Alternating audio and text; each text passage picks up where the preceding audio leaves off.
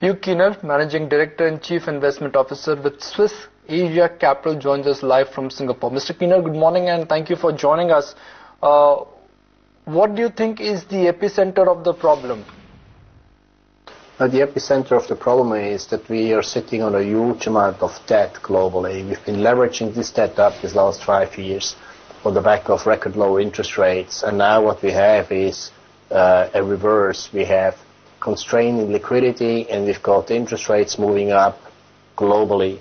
Maybe not for the large banks, which still get free money from the Fed, but basically for anybody else. If you're a car loan or a housing loan or mortgage, everywhere your spreads are going up. So in that environment, you have in general weakness in economic activity, reduced growth, and with that different expectations on earnings power too. And needless to say, this build-up which we had these last few years has created bottlenecks and misallocation of capital globally. And this misallocation which we've been taking on these last 5 years is now reversing.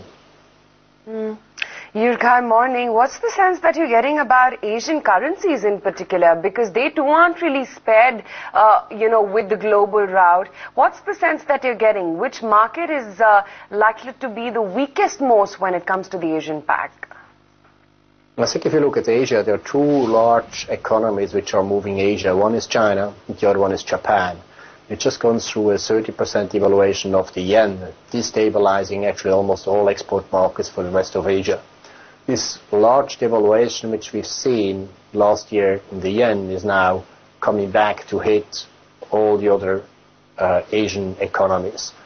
We see now the reverse, the yen strengthens a little bit, that will probably create down the road a bit the bottom in the markets, but probably on a much lower level than we are today.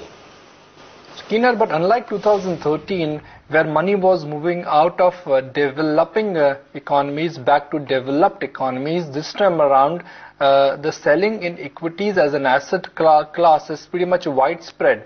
Most of the emerging markets are trading below the 200 DMA, and Dow last night cracked below 200 DMA.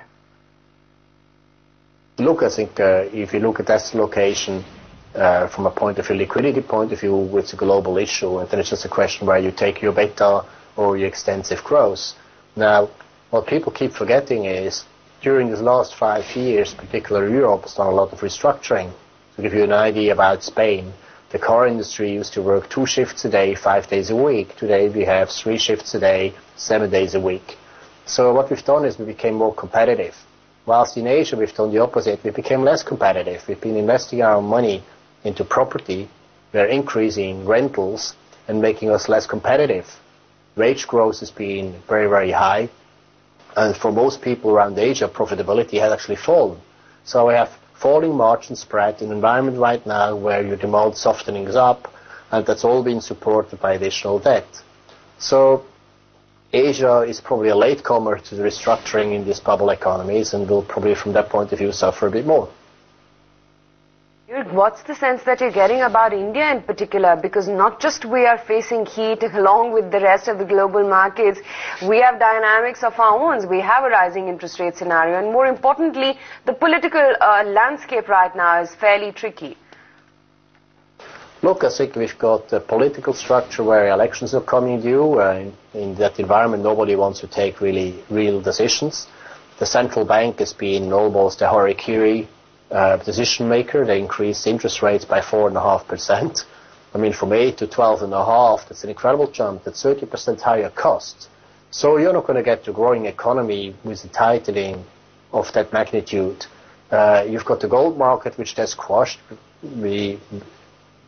Investors in India, which were able to participate at reasonable cost on the precious metal side, have been paying a large amount of premiums to participate.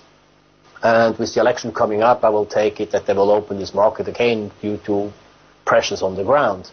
But they've been battling current account, budget accounts, and now the backflip has been interest rates. I think that means you're going to have massively lower growth. The exports market will not pick up dramatically. And I think the free money, which is around financing in India, will dry up too. So you're going to have lower growth, and the market will have to readjust to this lower growth environment. Juerg, Janet Yellen officially is now the new chairman of US Federal Reserve. Do you think she would be under intense pressure not to consider tapering? Look, we've already tapered twice. And what does taper really mean? That the Fed is buying less bonds, but in return now you have pension funds which are buying the bonds. You're still printing money, right? So tapering has been a psychological issue, not really an issue that we have less money on the table. Now, what she will be under pressure is really financial markets are resulting into losses. And I think we could see the losses coming from the property side, from the car side, car loan business side, from the student loans business side. And that's going to mean that she will have probably no more choice, that probably the second quarter or latest she will move from tapering into QE 4 or 5. So what I'm looking at is actually that this route which we have in the markets will get reversed due to very weak economies globally. You really appreciate you taking the time out. Good chatting with you as always.